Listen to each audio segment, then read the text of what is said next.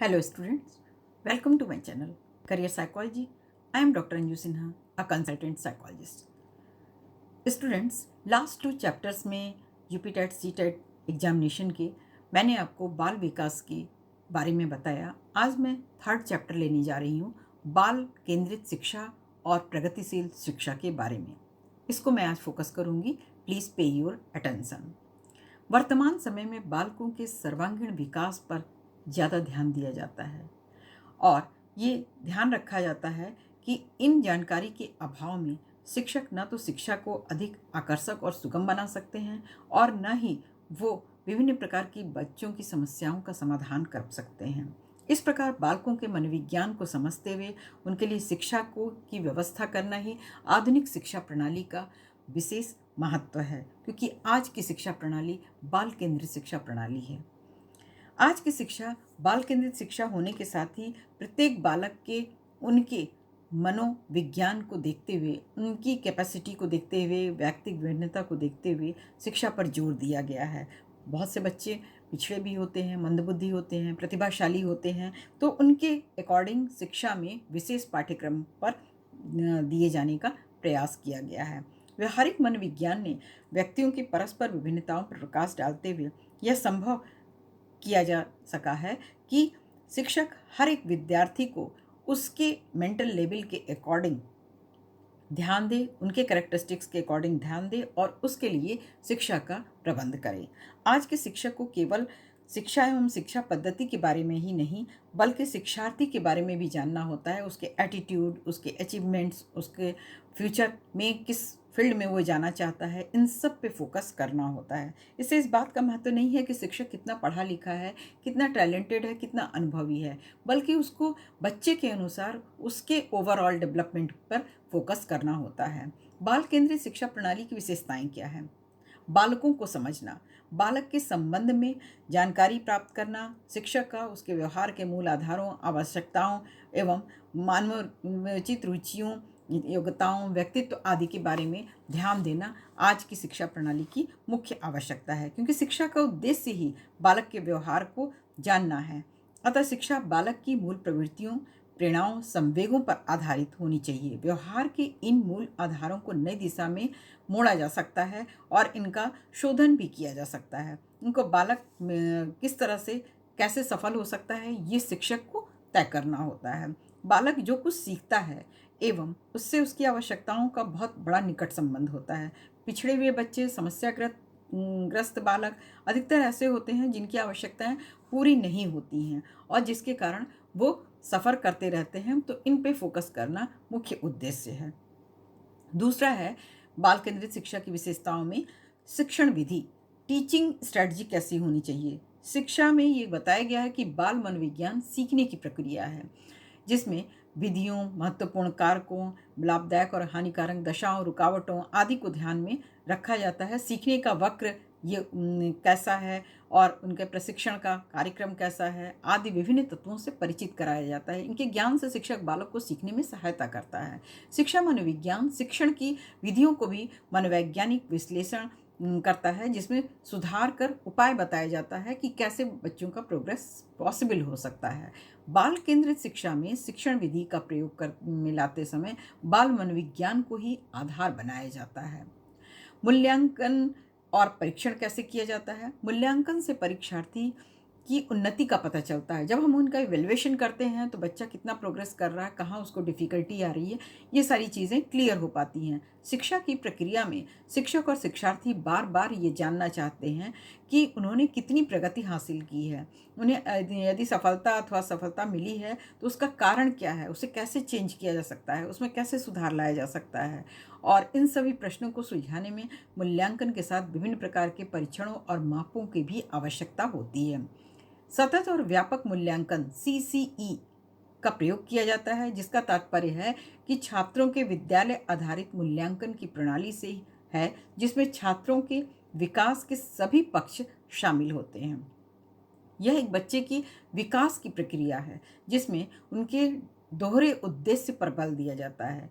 यह एक बच्चे के विकास के साथ ही साथ उनके मूल्यांकन और उसमें निरंतरता के साथ कैसे बच्चा प्रोग्रेस कर रहा है, व्यापक रूप से इस पर फोकस किया जाता है और उनके व्यवहार के परिणामों पर जो चीज़ें आधारित होती हैं उनको भी देखा जाता है कि बच्चे के व्यवहार कैसा है।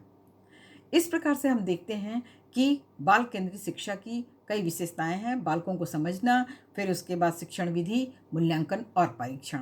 अब हम देखते हैं पाठ्यक्रम कैसा हो। समाज और व्यक्ति की आवश्यकताओं को पूरा करने के लिए स्कूल के पाठ्यक्रम का विकास व्यक्तिगत विभिन्नताओं, प्रेरणाओं, मूल्यों और सीखने के सिद्धांतों के मनोवैज्ञानिक ज्ञान के आधार पर किया जाना चाहिए।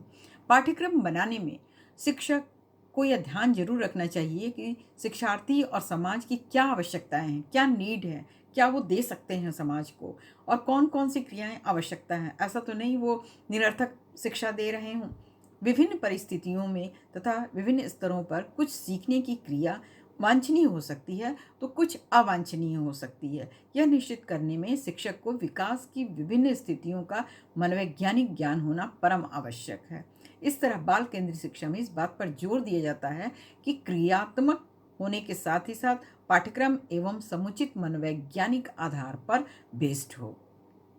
व्यवस्थापन और अनुशासन भी बहुत जरूरी है, क्योंकि बाल केंद्रित शिक्षा के अंतर्गत कक्षा और विद्यालय में अनुशासन एवं व्यवस्था बनाए रखने के लिए बाल मनोविज्ञान का सहारा लेना पड़ता है। जब तक हम बाल मनोविज्ञान को नहीं जानेंगे तब तक हम आगे नहीं बढ़ सकते हैं। उदाहरण के लिए मान लीजिए कि कभी कभी कुछ शरारती बच्चे जो हैं वो अच्छे समायोजक के लक्षण तो दिखाई देते हैं, लेकिन ऐसी स्थिति में शिक्षक को उन्हें दबाने के लिए कई स्थानों पर उन्हें प्रोत्साहित करने के बारे में भी सोचना पड़ता है। उनके व्यवहार को मैनेज करना पड़ता है कि कैसे उनकी प्रकृति को जानते हुए उनके व्यवहार को मैनेज किया जाए। बाल मनोविज्ञान ही शिक्षक को बताता है कि एक ही व्यवहार विभिन्न व्यक्तियों में विभिन्न प्रेरणाओं के कारण हो सकता है।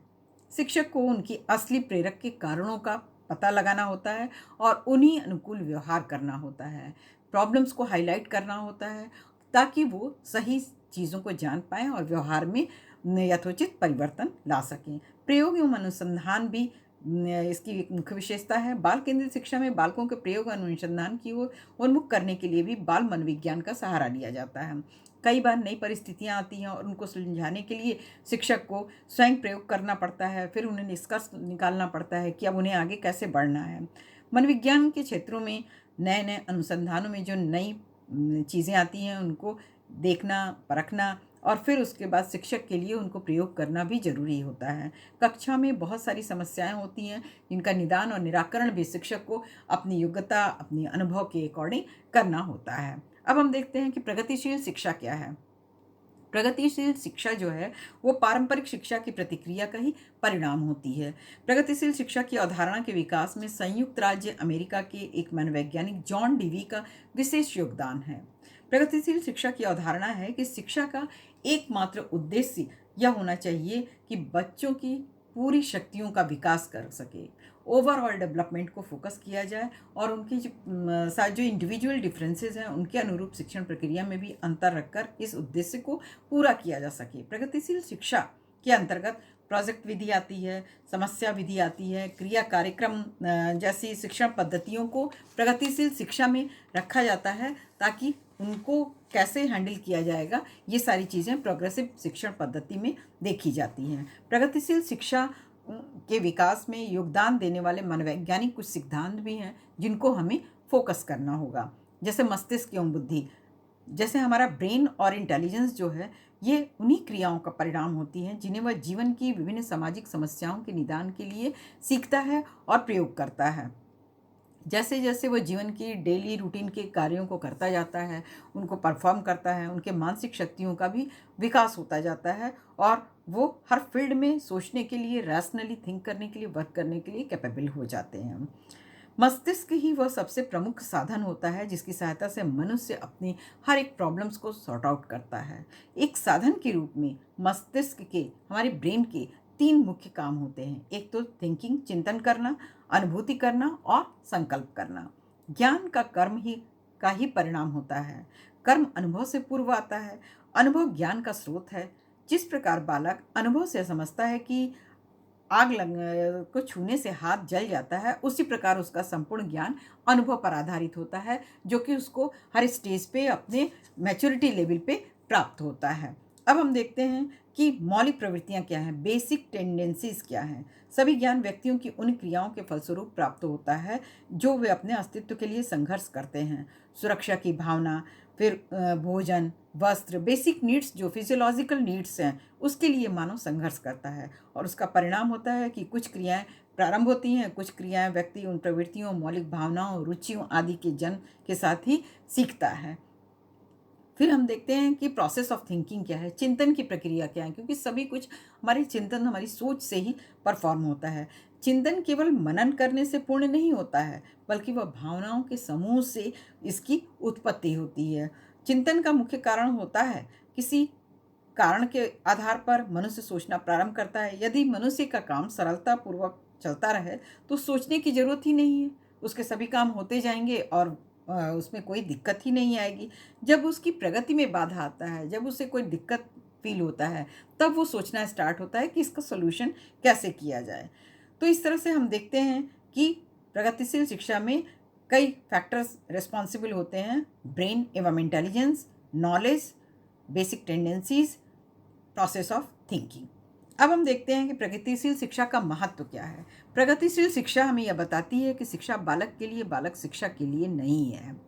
इसलिए शिक्षा का उद्देश्य ऐसा वातावरण तैयार करना है जिससे कि बालक के सामाजिक विकास का पर्याप्त अवसर मिल सके। प्रगतिशील शिक्षा का उद्देश्य जनतांत्रिक मूल्यों की स्थापना करना है। वह हमें बतलाता है कि बालक के में जनतांत्रिक मूल्यों का विकास किया जाना चाहिए। शिक्षा के द्वारा हम ऐसे समाज का निर्माण करते हैं जहां हम सर्वांगीण व्यक्तित्व को लेकर परिरक्षित होते हैं और एक सुसभ्य संस्कृति का नागरिक होने का दायित्व पूरा करते हैं। और हमें यह स्वतंत्रता होती है कि हम सहयोग से काम करें, सबकी भावनाओं को ध्यान में रखें, किसी की भावनाओं को ठेस ना पहुंचाए, सभी को समान अवसर मिले, सभी का मौलिक अधिकार है, सभी के मान मर्यादाओं की रक्षा हो। शिक्षा द्वारा मनुष्य के परस्पर सहयोग और सामंजस्य की स्थापना होनी चाहिए और प्रगतिशील शिक्षा का उद्देश्य बालक के व्यक्तित्व का सर्वांगीण विकास जनतांत्रिक पद्धति से होना चाहिए। प्रगतिशील शिक्षा में शिक्षण विधि को अधिक व्यवहारिक करने पर जोर दिया जाता है।